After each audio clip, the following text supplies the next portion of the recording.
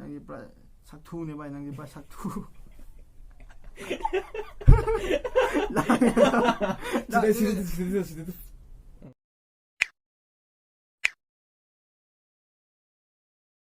Hi guys, I hojik aina ngasi tolokba prank se himana mongonda ai je guli Chabei police na phare ado bai phabdo police na mi maming singdo loina hairo hairagadi adu hairagadi thadorkani na himana mongonda aina adu mai haina hairaga prank todini imana mongonda adu imana bagi reaction do miyam yingminarse hawrse miyam hojik ai imana mongonda hojik phone tawdore adu tawdo imana bagi reaction do yengsi ko miyam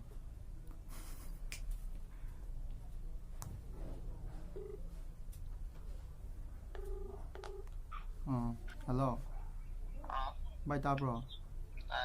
Sai cái nó phát tài na ba. Cái hai đứa nó không được nào bạn muốn.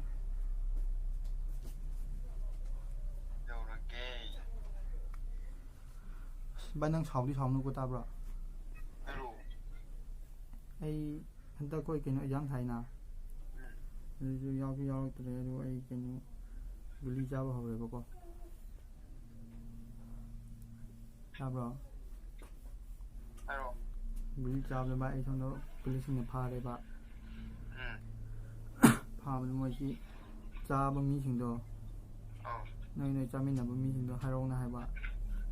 Adu hairo hai ba ai yu nangon da dum nang su yaw re na ai nang ni ming su dum hai bi kre ba.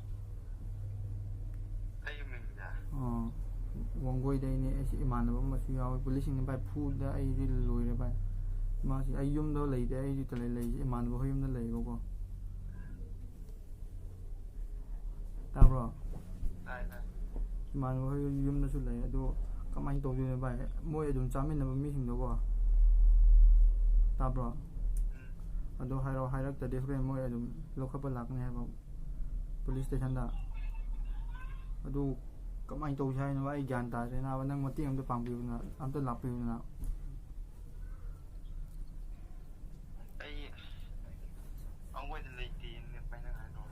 nó chỉ cái lấy nó không mà nặng lấy mong quay lên mình nó hẳn ra có đi không mà nặng cho họ bà lâu lá này bài cái máy đầu tiên là ai năng hồi năng một tí cha để có năng một tí mà là lấy cái đó ai năng suy ao này là ai đừng hay vì cái mà ai chỉ yếm nó lấy cái màn với yếm nó lấy bao ai cái máy đầu tiên không được vậy mà nó xin năng cha mình nó mới xin đó đúng rồi là đúng hay rồi hay bao đúng hay biết rồi thì thadokpirak ni haiba nanga thanda ra jaje ai thanda nati man mo kha yawe na chemo yawe boko moi hai no ko nói là ba na chemo khang ba khang de sa mo di ka ni secondary tam mo ra khoi classmate ne ba na chem ba bài mi khai giàu ấy và đu giàu đu môi số đu lên bắp bắp khăn làm này đu môi số đu mai hai cô mi đu đu khá cái hai chữ cha mình làm mi hình đu đu hai ro pull up lão đu nát đi lục khắp lá này đu hai ro lấy ra đu lục khắp lá đi môi bia cá này và cô đu chơi là cái hàng sinh đu đu đi à đu này nông dân hai năng cha rồi số đu cha với thằng cái hai bé em đã police station đó cha mình nói thế mà năng nói cái lấy cái quạt thiên đã mày mà tha thi trái ai kể hai đứa ngang như vậy ai xui đi xui cái nào bao nhiêu phẩm đó lần chiêm bồi chúng mới lạc rồi gari nim lu đi thì bài ta bro lần chiêm bao hai bà hồi môi chú yêu cái bớt yêu gì mà có hồi chú nó lấy cái đúng môi khơi bớt lấy này mà đúng gari chú lấy power rồi các bạn ta bro cái gì lối phao ra người ta phu rồi người sai như tổ chứ vậy, đúng luôn hai bên lại năng hai bên lấy năng hai bên giá đây hai bên em tới rồi, phải phải thiên giá này vậy.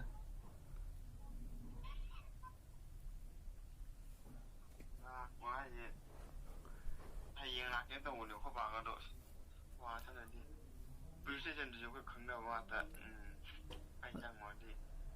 Đúng này anh này chứ vậy, năng mất tiền em tới bằng bao nhiêu rồi các bạn. Nang chadragasu bai nang chade haibudi ai adum khangeba adu orsu chaba saraga hai pe amda namanabni hal bai mate amda pangbiyo chaba sa changwai bai police station do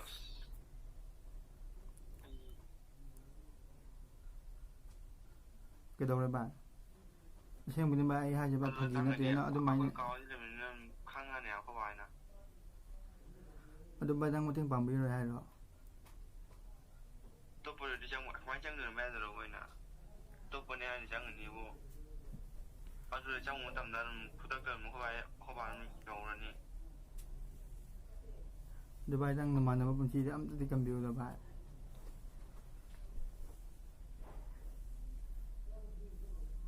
bai bai ok sai bai na bai tabro à bana amda mating pangbiyo do ga bai ai somda si do re ba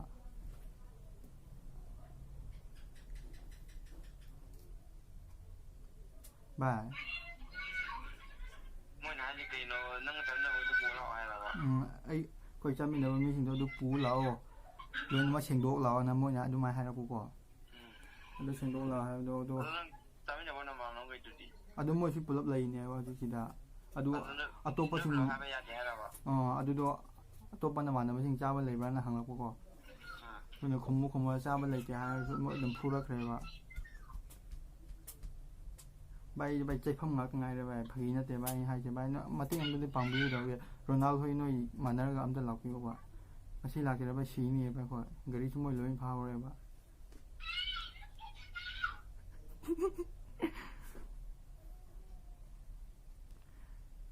bai bai ronaldo ko mo to de ba ronaldo number bai shape to di bai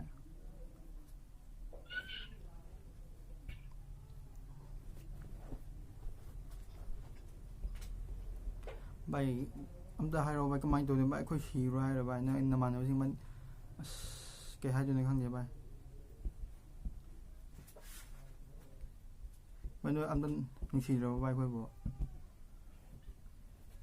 ba ba adu man nang horeng pung ja de la ke hai no ba la ko to ai la kamai la ke no sin kan ni adu bai nang kaino upai ma to bai amda di lao bai da khoi amda bai kan bi bai si do re bai sum da moi ha du moi dum pulap law min ri thadok pi ne hai bo ko bai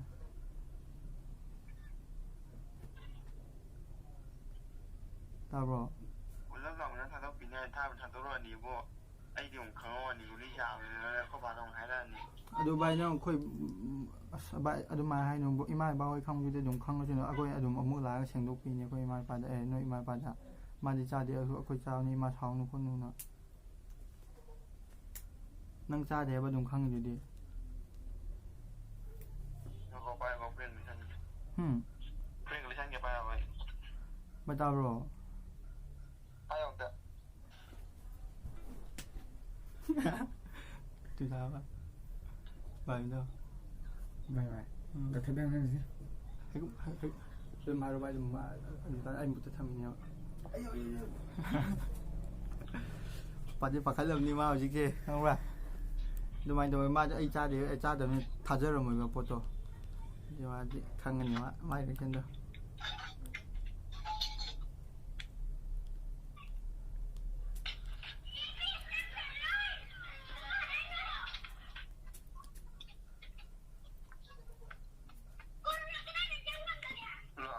bay tay ta bay môi này rồi bay pung không dùng nó bên lậu hay bên đây mà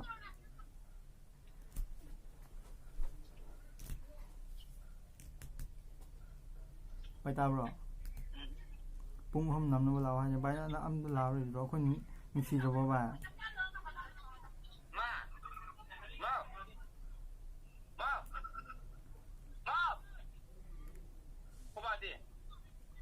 bà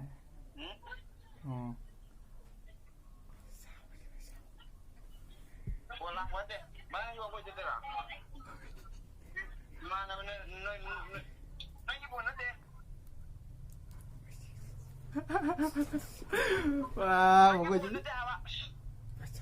cái gì ผมก็จะแต่ละครั้งเลยก็ว่า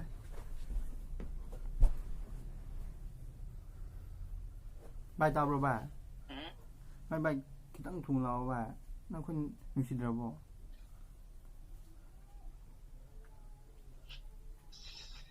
แต่เขาบอกจะถูกเป็นตัวเลยเขาบอกกันหลักกับตัวนี้เนาะ Aduh banyak nyusi upaya mah terus am terlalu hebat banget.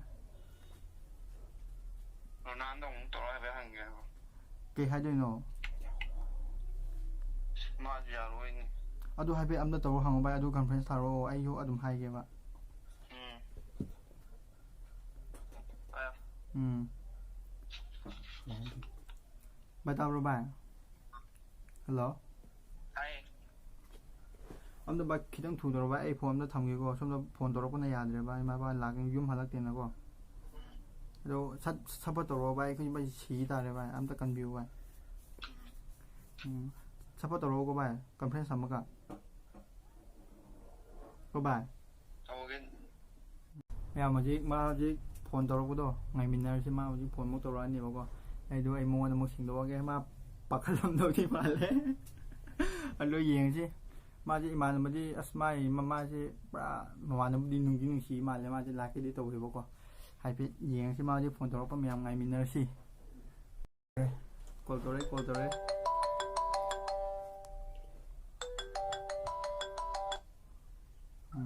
Hello. lo. Bye. Rồi nan pa balik kami betul ke? Oh. Dah mana? Ah, kat mai pa men. Lo. Oh, bye tai bye. Buat am saya dah. Nó bay công anh tù hay nó bà.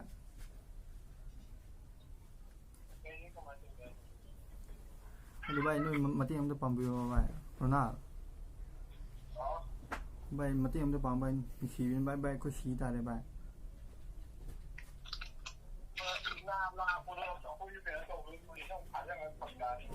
Hả?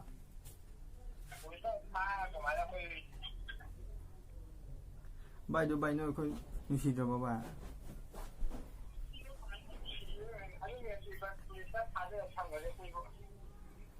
Bay khôi cho bay khi đang khăn biểu à? Lebih busy sudah. Hả bà?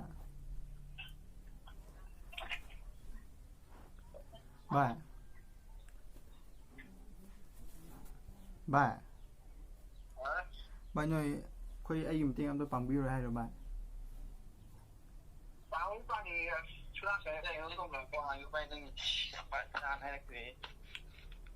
Bây giờ anh nuôi xì rồi bà, em bay xì với ta này bà. Cậu mặc cậu phải trả cái vậy chứ có gì. Bà. Bay nu mai đi khang đi bang ta. Bay khôi màu như bay khang đi bên nữa. Mà thì em đã bằng biểu hay nữa bà.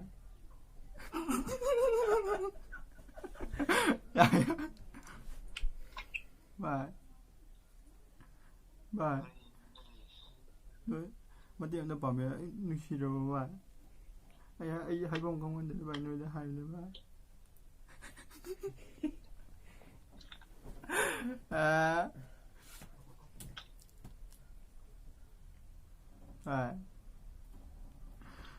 Bay tao rồi bà, ai bắt thân xì rồi bà.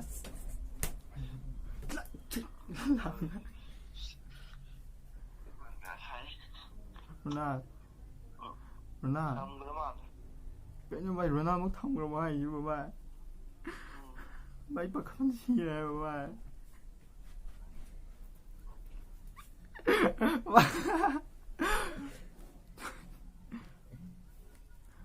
Bà.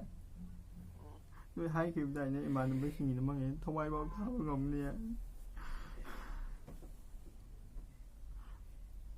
Bay bắt khắp nó xì rồi bà. Ấm tới cầm biểu bà. Ôi chị cái cái là cái nó như cái gì? Bay mà tìm sai làm sai vậy. Cô mà yếu căng đi tàu gì không? Mà nó bao nhiêu nên vậy mà nó mà bao rồi bỏ đúng. Cái hay đó sao bây mình này có lên khẳng định là phải có mấy lấy cái gì mấy trình độ. Vậy kỳ hay như vậy khăng thì vậy. Nó ấm tới bay một tiếng bóng vì hay bà.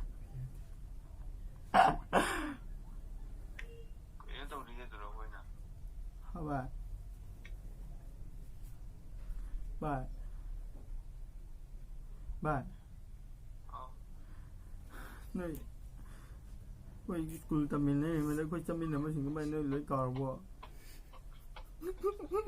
Kau kau jangan payah dulu nang.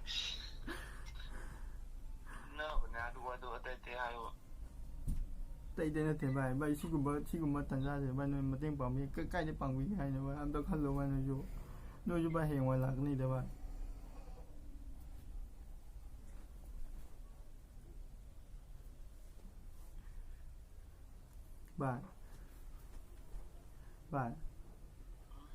อย่างว่าเลยครับว่า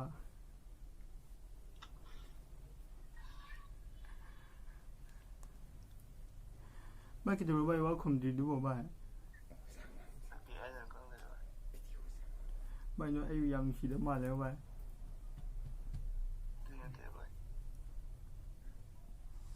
ไปเลยมันเช่นปนอันมันเขาบันนั้นเจ้าก็บ่ายพอได้บ่ายเกี่ยวไอ้หน่อยได้เกี่ยวปีรู้เกี่ยวให้วิวไม่ต้องเนาะเพราะหน่อยอันมันเขาได้บ่ายเกี่ยวให้วิวนะดูบ่ายตาบ่านั่งยี่ปลาสักทูเนี่ยบ่ายนั่งยี่ปลาสักทู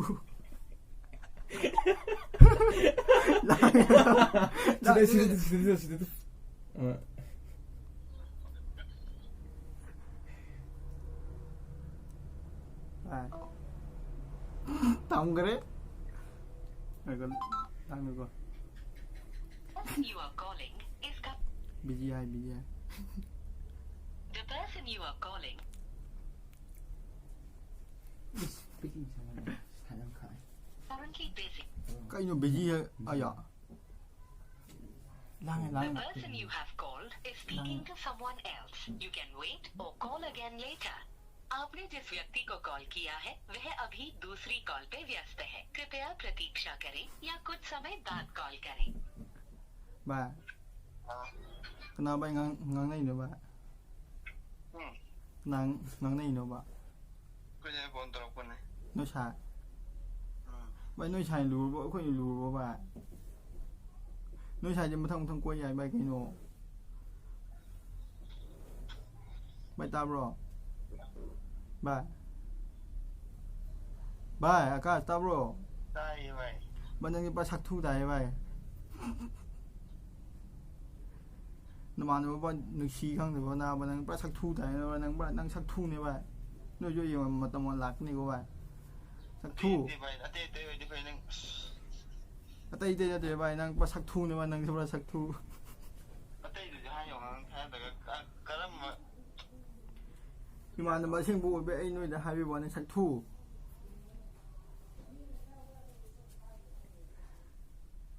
ตาบรอชักทู ai nó từ nang baik nang nama hati tu cuma hai yang apa kau malam yang tu nang. เอาดูไปยังปลาชักทูได้ว่าชักทู Mama. ได้นะน้ำมันมาก็ 또 เสียงลูกปีก็เสียงลูกปีใช่ Call is speaking Lala. to someone else. You Single can page, wait or call again later. आपने जिस व्यक्ति को call किया है वह अभी दूसरी call पे व्यस्त ใบตาบรอบ่า The person บ่า Ah. โอ้ยใบตาบรอ Ai. ไอ้ยุ่มพากีโดนี่นั่งปากขันลูกหรอบ่ฮะบ่า Dan yang bela ah. ไก่ให้บ่าไอ้ยังจิตัวอะไรปากขันลูกหรอบ่าตาบรอ Tiga ya tu. ชักทูจริงว่าสมใบเปล่งตรงนี่ใบโกลแล้วสมเปล่งตัวไอ้นั่งไก่ขันแค่สมนั่งเรียกฉันตัวเองนี่สมเปล่งตรงนี่ว่าปากขันลูกหรอบ่ Kau ni apa? ไก่ให้บ่า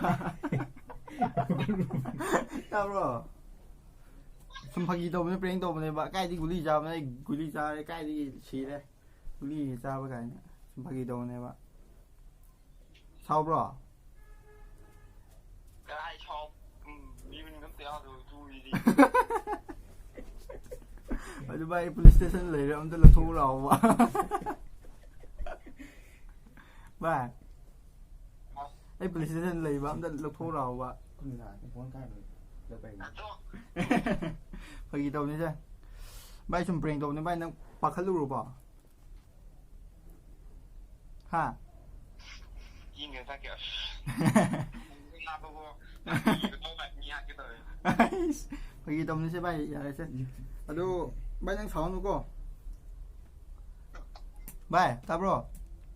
Ai game to di ba nang sum nang wan reaction ni mun ba. Sound tu ko.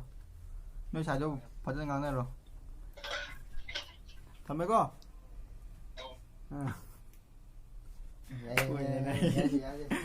Yang video tu kamai to ge ba miam comment da. Comment da bibi ro miam support to bio, du miam like to bio.